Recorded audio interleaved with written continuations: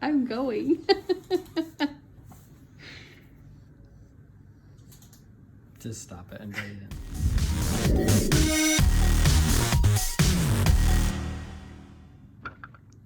Hey everybody, Dr. Garner here. I'm going to teach you a couple of principles today about protein intake as it relates to weight loss. So the first main principle that you need to understand is that protein recommendations change as your activity levels change. The second principle that I want you to understand is going to be that what the difference is between a complete and an incomplete protein. And the third principle will be how protein structure is actually altered through the cooking process. All right, one of the reasons why are we talking about this today? One of the things that I feel very strongly about is that people who lose weight quickly, in particular people who have lost a lot of weight in a short period of time, you will see that they have actually lost muscle mass. So they are physically smaller. The muscle mass goes away. That is a problem because weight loss and healthy weight loss is not meant to be more than 2 pounds per week. So if that is the case, if you're losing more than that, you're losing it through water, you're losing it through muscle atrophy, you're losing it through other sources that are not just fat storage, right? And so that is a really important principle why it's good to increase protein consumption, especially in response to decreasing your total calories. Okay, the first principle, I will write these details in the description below, but your protein recommendations change as activity level changes. So if you are a non-exerciser, your recommendation is 0.8 grams per kilogram for protein. What does that mean? There's a lot of numbers in there. If you are 175 pounds or 165 pounds or 75 kilograms, that would be about 60 grams of protein per day, or roughly 8 ounces of chicken. It's really not that much because you're a non-exerciser. You don't need that much protein in your diet.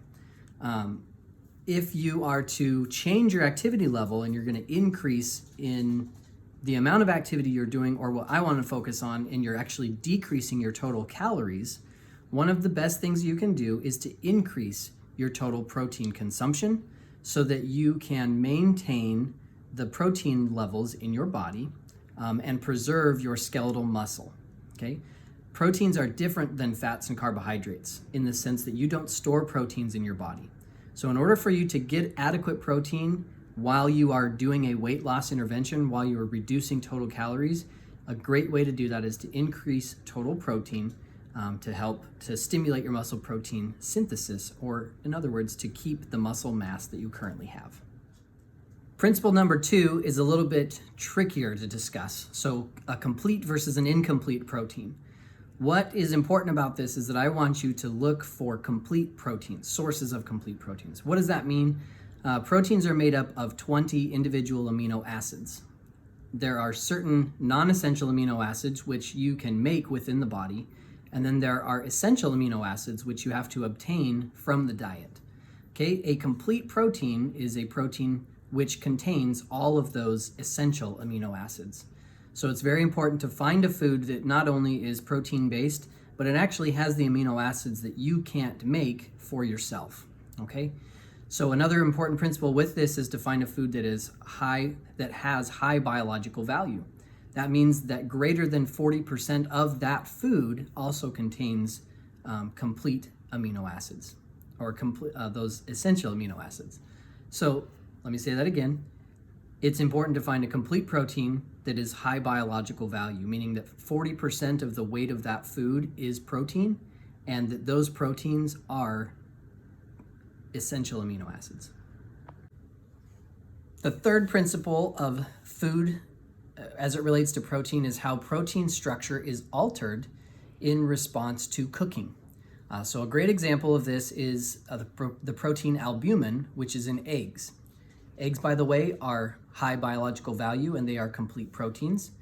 But when you apply heat to an egg, it goes from that raw, disgusting looking egg form to a white, fluffy egg white texture. That is because as you apply heat towards that, the protein structure is altered and it makes it edible. So unless you're a person who enjoys drinking raw eggs, as you cook your foods, as you go through all these various processes, sometimes adding heat, maybe adding different solutions to them, pHs, acids, however it is that you prepare your food, built into many of these recipes is meant to alter protein structures or the food structure to make it edible and delicious. To help me show you what a delicious meal is like, I will ask my wife Maggie to join me. Okay, I have my wife Maggie here. You say hi. Hello. She is going to make us a delicious macromolecule friendly meal. Maggie, what are you making for us? I am making barbecue chicken pizza. Okay, and what all do you need for that? So obviously chicken and barbecue sauce. And then you'll need some whole grain tortillas right here. We have some right here. Ooh. We have one cookie. Yep. Some reduced fat mozzarella cheese. Some spinach. But we have romaine lettuce, that's what we have on hand. So I'm using lettuce instead. And some cilantro. And some red onion that I've already chopped it. So this is an easy, quick meal that you can do? It is an easy, quick meal. Not really an excuse to not eat healthy because it's one that I use and I've got 5 kids that I make on the regular. And if you don't know how to cook, it doesn't require any cooking skills. Yep. And one that you can do while the baby sits and watches.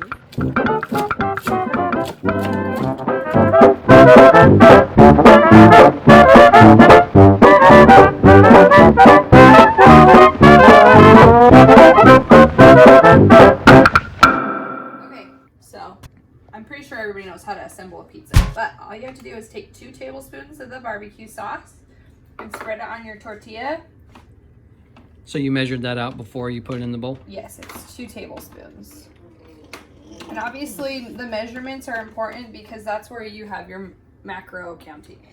Next, you're gonna take 1/4 of a cup of mozzarella and you're gonna just sprinkle it around your pizza. A cup of lettuce.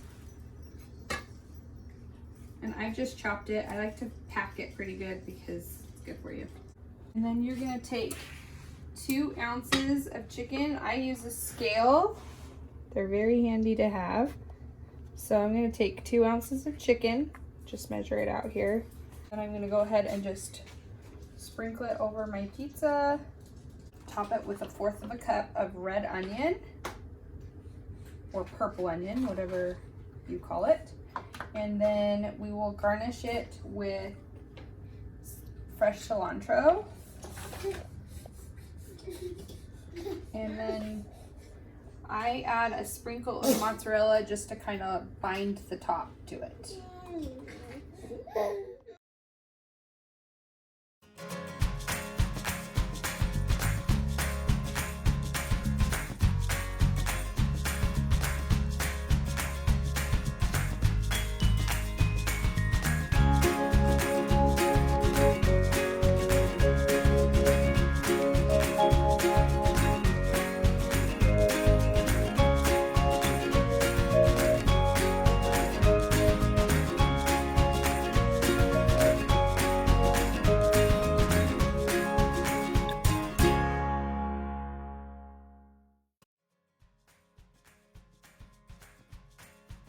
And we're gonna put it in the oven and cook it until it's all hot and melty.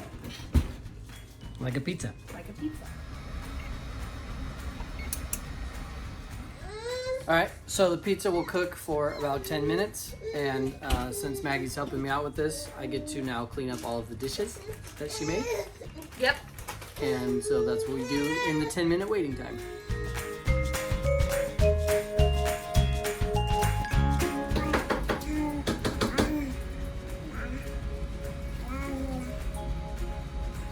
About 10 minutes. It's all melty. Done. Smells really good. You can see if the lettuce is kind of wilted, which is what you want.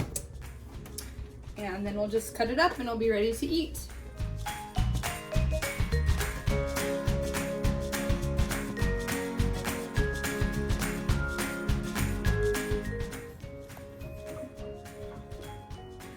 Is this dinner? What do you think, Dr. Garner? Very good. You like it? I love barbecue chicken pizza. Even healthy barbecue chicken pizza. Even healthy barbecue chicken pizza. So that is our healthy, delicious, protein-packed pizza, right? 2 ounces of protein on there. So 2 ounces of chicken, 1 ounce of chicken being 8 grams of protein, right? So that's 16 grams of protein in that meal. Good carbohydrate and fat balance along with that. Thanks for coming to our cooking show at Casa de Garner. Indeed. She's a delicious chef. I'm a delicious chef. Yeah. Meaning.